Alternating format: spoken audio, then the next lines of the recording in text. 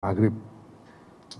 Nah kemudian soal mengurus umat ya, mengurus umat itu maksudnya gimana? Membuat umat jadi kurus atau mengelola hajat-hajatnya gitu, itu yang dimaksudkan. Kalau membuat umat jadi kurus ya kita tinggal tidur aja kurus dengan sendirinya umat itu.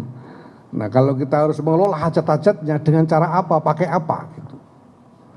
Hajat mana saja yang harus kita urus. Nah kita ketahui bahwa Nahdlatul Ulama itu adalah organisasi keagamaan dan kemasyarakatan, sehingga bukan hanya hajat-hajat agama saja yang dikelola, yang diurus, tapi juga hajat-hajat kemasyarakatan, termasuk ekonomi, pertanian, pendidikan, kesehatan, dan lain sebagainya.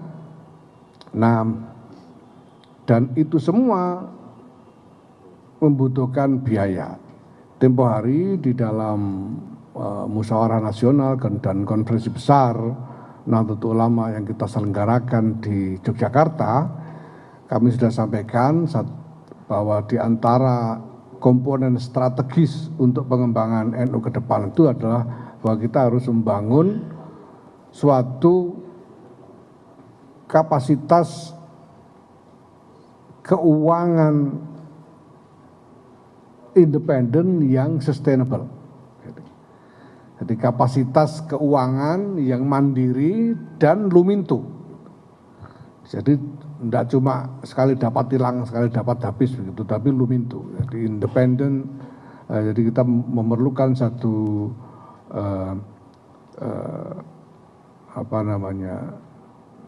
independent and sustainable financial capacity itu ya. Nah, maka memang sejak awal sejak periode saya ini PBNU telah membentuk koperasi yang nanti anggotanya adalah warga ya. Dan kemudian koperasi ini bersama-sama dengan perkumpulan NU ya, join antara koperasi dengan perkumpulan NU sebagai perkumpulan nih, badan hukum perkumpulan, membuat join untuk mendirikan perusahaan. Nah perusahaan ini di berbagai bidang, ya. Ada dalam bidang retail, ada bidang perdagangan dan lain sebagainya. Nah perusahaan-perusahaan ini nanti diharapkan menghasilkan revenue untuk pembiayaan organisasi untuk mengurus umat itu. Ya, untuk mengurus umat. Nah bidangnya bisa macam-macam. Nah saya tahu ini dikaitkan dengan tambang, tadi sudah dijelaskan. Ya, masalahnya itu bahwa ini pemerintah punya kebijakan afirmasi kepada ormas-ormas keagamaan. Ya, mungkin sebetulnya mungkin ini khusnuzon kami. Yang paling dipikirkan mungkin memang NU, mungkin loh ini. Karena NU punya umat begitu besar. Ya, survei-survei mengatakan lebih dari separuh penduduk Indonesia ini mengaku NU. NU punya pesantren-pesantren yang jumlahnya sampai sekitar 30 ribuan pesantren, madrasah, ya, dan lain sebagainya. Yang untuk mengelola itu semua dibutuhkan sumber daya. Dan sekarang realitasnya kita sudah ketahui bahwa sumber daya komunitas yang diambil dari komunitas itu sendiri itu tidak lagi mencukupi. Ya, sehingga perlu ada intervensi dalam soal ini.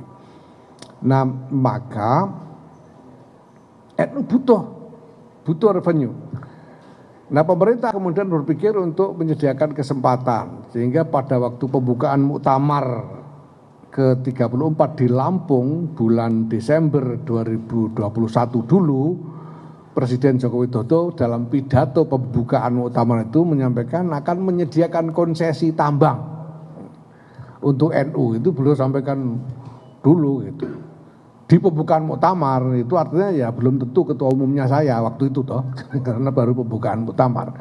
Tapi artinya pemerintah itu berpikir untuk menyediakan kebijakan afirmasi untuk ormas-ormas keagamaan ini. Nah, kemudian bagaimana NU menyikapi ini? Nah, NU ini pertama-tama seperti saya katakan butuh. NU ini butuh apapun ya, yang halal yang bisa menjadi sumber revenue untuk pembiayaan organisasi. Ya. Karena keadaan di bawah ini memang ya sudah sangat-sangat memerlukan intervensi sesegera mungkin. Ya, saya bisa bayangkan sekarang satu pesantren aja, mari kita lihat ya, Pondok Pesantren Lirboyo Kediri itu santrinya total 43.000 dengan infrastruktur yang sangat terbatas, sehingga satu kamar seluas kira-kira 3 kali 3 meter itu diperuntukkan rata-rata bagi 60 sampai 70 orang santri, bayangkan. Sehingga mereka hanya bisa pakai kamar itu untuk menaruh barang, dan mereka tidur di sembarang tempat. Untuk tidur itu mereka harus tidur di emperan kelas, di masjid, di sembarang tempat, karena tidak ada fasilitas kamar untuk tidur. Nah, kalau kita nunggu afirmasi pemerintah yang langsung, itu nanti harus berhadapan dengan macam-macam parameter birokrasi yang pasti lama sekali. Undang-undangnya gimana, aturannya gimana, dan seterusnya. Nah, kami karena selama ini NU ini secara langsung engage dengan mereka, kami mengetahui persis bagaimana cara bagaimana melakukan intervensi yang strategis untuk menghadapi masalah-masalah seperti ini. Kita misalnya juga punya ya, Muslimat NU itu mengelola ribuan taman kanak-kanak dan Raudatul Atfal. Dan banyak itu, ribuan taman kanak-kanak Raudatul Atfal itu, guru-gurunya itu cuma diberi honor yang sangat minimal. Saya tahu sendiri, ada yang cuma 150.000 sebulan honor guru Raudatul Atfal ini. Nah, kalau nunggu, dan ini kan semua ini inisiatif komunitas sendiri yang bikin, ditopang dengan kapasitas komunitas, ya gurunya sih ikhlas semua gitu.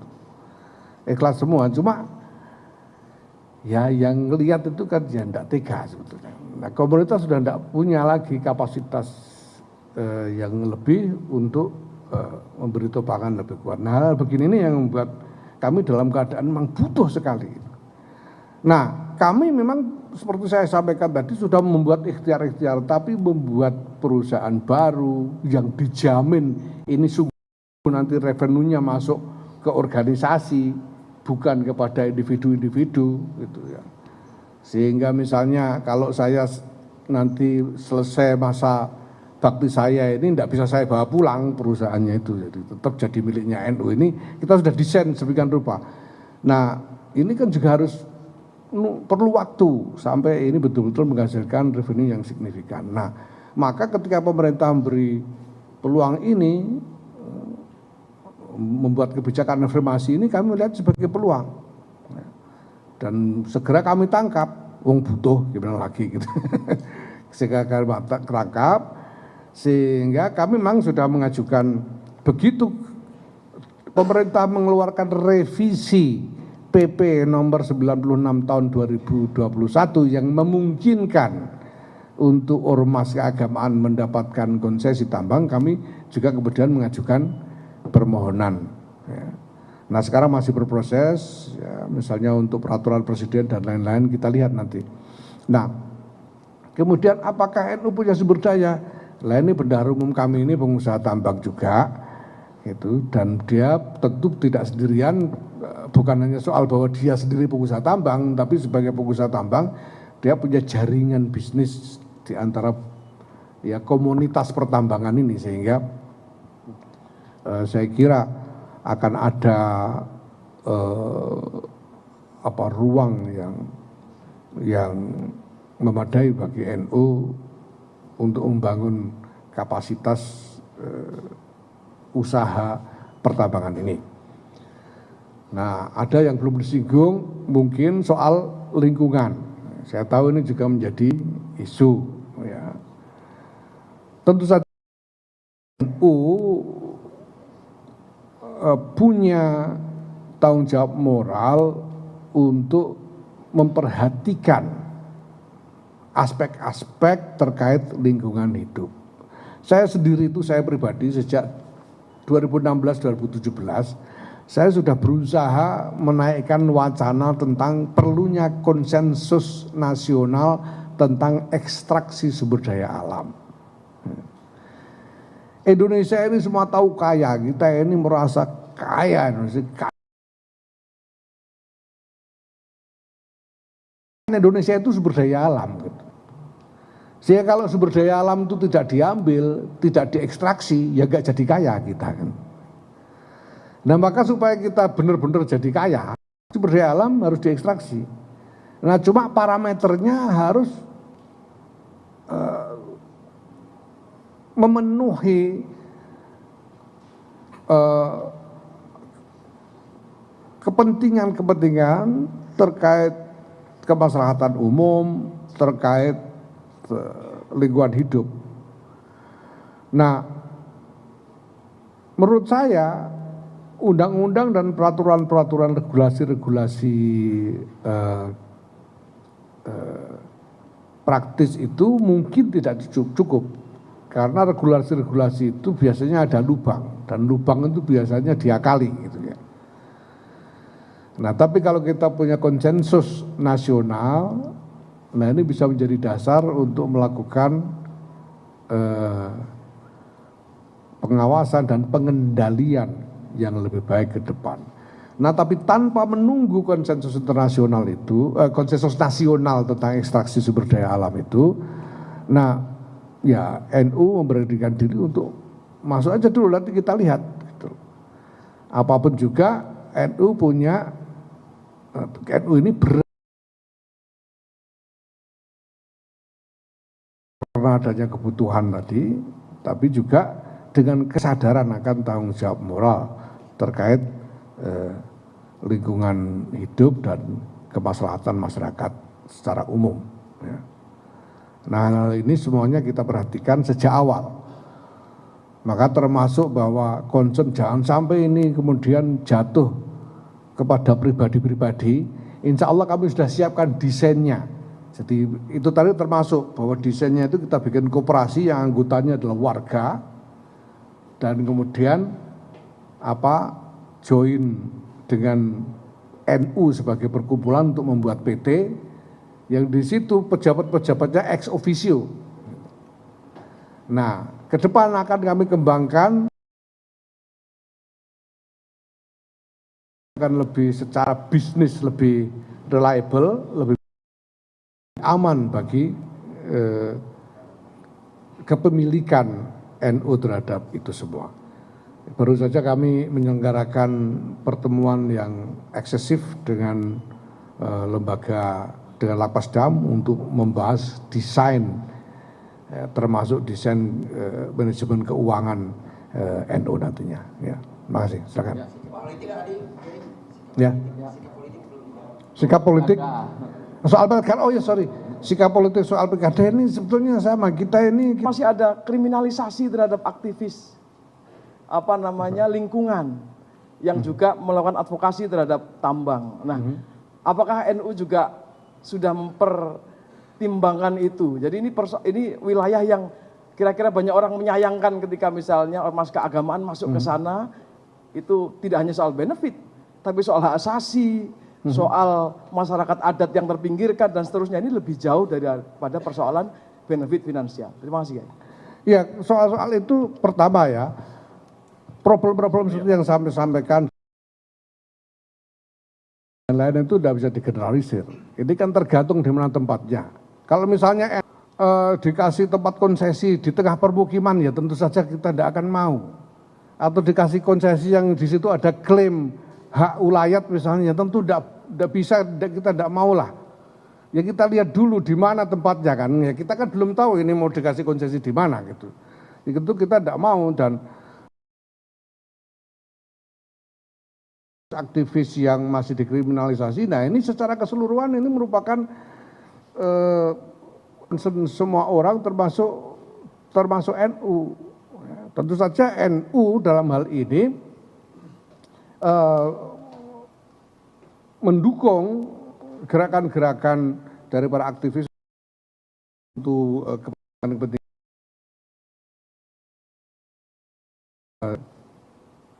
meminta supaya mereka tidak dikriminalisasi. Tapi kriminalisasi itu kan ya macam-macam. Ya. Ada yang kriminal beneran juga ada kan itu. Jadi nanti kita lihat.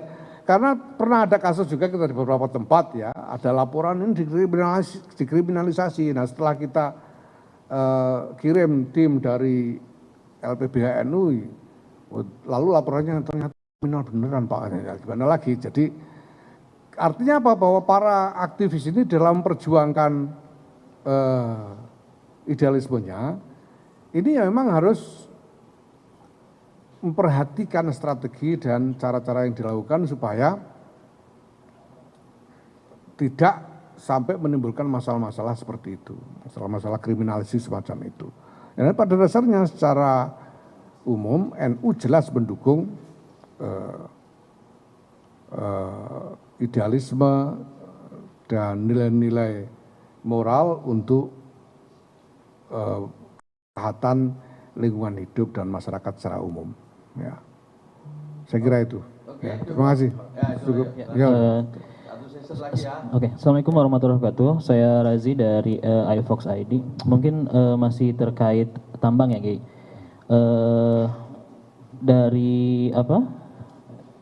Dari tambang ini kan pengelolaan tambang ini kan identik dengan energi fosil ya, dan PBB juga sudah mencanangkan juga di tahun 2050 mulai beralih gitu ya dari energi fosil menjadi energi terbarukan, khususnya di Indonesia juga mulai terhadap hal itu. Nah, apakah dari NU sendiri masih optimis gitu hal ini dapat menjadi ekonomi umat gitu ke depannya, padahal bisa dikatakan dunia dan Indonesia itu sudah mulai meninggalkan dan baru gitu. Nah, seperti itu. Dan kemudian di beberapa tahun ke belakang juga tambang ini kan dikuasai oleh segelintir orang gitu kan ya, dan itu juga statement dari Muhammadiyah Din Samsudin itu bilang bahwa kita tuh hanya mendapatkan sisanya gitu dari pertambangan ini. Nah, bagaimana NU apakah melihat hal ini sama gitu ya? Apakah gitu?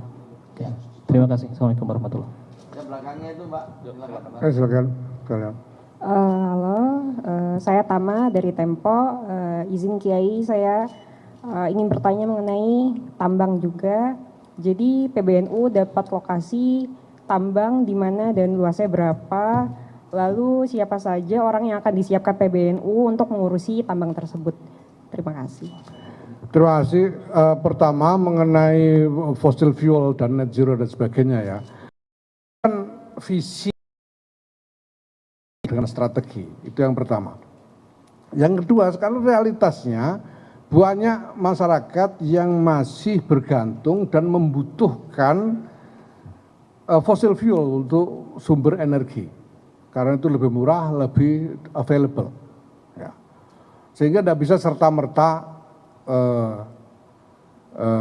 diterapkan sebagai prinsip policies, ya itu tidak bisa ya, karena kalau dilarang fossil fuel sampai tidak boleh naik pesawat terbang kemana-mana dan sebagainya gitu ya. Nah termasuk ini sekarang ini masih dibutuhkan pada dasarnya energi dari sumber batu bara ini masih dibutuhkan kenyataannya gitu.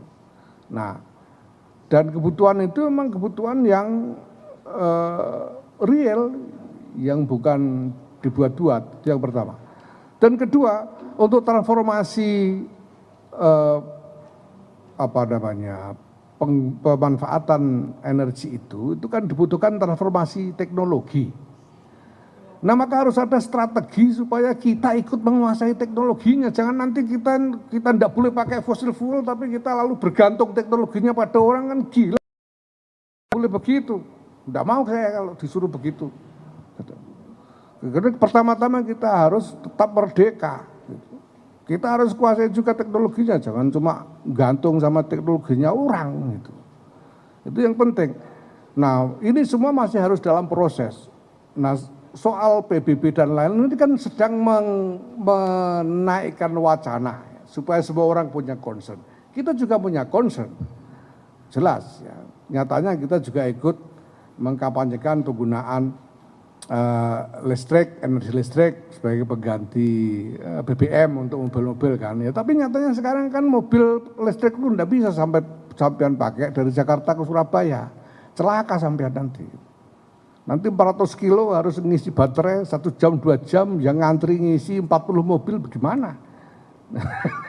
Ini hal yang memang masih membutuhkan pemecahan jangka panjang, harus ada strategi yang deliberate dan adil. Ya, deliberate dan adil soal ini, tidak boleh tidak adil. Nah, ini satu. Nah kemudian apa tadi soal yang kedua tadi soal apa? Ya, lokasinya kita belum tahu. Lokasinya kita belum tahu. Kita baru mengajukan izin ya kan. Nah, nanti kalau dikasih lokasi ini ya kita lihat lalu kita tawar, namanya ini kan soal tawar menawar juga ya, kita tawar jangan di sini dong, itu masalah namanya bukan, pemerintah sudah mengatakan bahwa ini prinsipnya afirmasi itu jangan kasih masalah sama kita lah gitu. Nah maka itu menjawab juga soal bahwa selama ini dikuasai segelintir orang ya kan sudah bagus pemerintah ini, karena kalau nunggu NU punya duit sendiri yang cukup untuk bersaing dengan segelintir orang itu kan kelamaan gitu. Nah maka pemerintah memberi afirmasi. Ini kan berarti ada kemauan pemerintah untuk memicu praktek yang lebih adil dalam soal ini. Kemudian soal sumber daya manusia yang kita punya, ya kita sudah bikin PT-nya. Kita sudah punya PT. Dan penanggung jawab utamanya bendahara umum yang juga adalah pengusaha tambang. Dia mungkin termasuk segelintir orang tadi itu. Mungkin ya. Tapi bagian disor. Tapi paling tidak dia punya jaringan dari komunitas tambang ini. Dan apa namanya, sebetulnya di lingkungan NU itu sendiri udah banyak sumber daya manusia yang unggul yang bisa kita panggil untuk ikut bekerja. Ya ini kan soal proses kan, ini kan bukan kayak kita dikasih nasi bungkus yang bisa dibuka langsung dimakan dengan janda, ini butuh proses lama ya. Dan NU saya kira saya sangat optimis, karena kita juga sudah beberapa tahun ini, ya 2 tahun terakhir lah kita melakukan semacam identifikasi sumber daya manusia. Sekarang ini misalnya kita sudah dapatkan data 286 profesional NU yang bekerja di berbagai negara sebagai profesional kelas 1. Ada yang bekerja di level manajemen perusahaan industri pesawat terbang, ada yang di industri keuangan dan macam-macam industri teknologi tinggi yang lain, dan mereka sudah engage, mereka siap untuk bekerja untuk NU lah kira-kira gitu. Insya Allah nanti dalam waktu dekat kita ingin menciptakan satu platform untuk berkumpulnya sumber daya baru untuk masa depan NU ini ya. Kita akan bikin semacam summit untuk itu. Saya kira dalam waktu dekat, mungkin tidak sampai akhir tahun akan kita laksanakan. Ini sedang kita proses konsepnya. Ya. Maka saya optimis, insya Allah ada. Ya. Nah, ya saya tidak tahu apakah harus disebut satu persatu ini. Personelnya kan ya tidak perlu lah. Pokoknya ada bendahara umum, Saudara Gutvan Arif ini yang akan memimpin tim untuk ini. Terima kasih. Terima kasih ya, satu lagi. Terakhir ya. Saya dari disway.id Pak, mau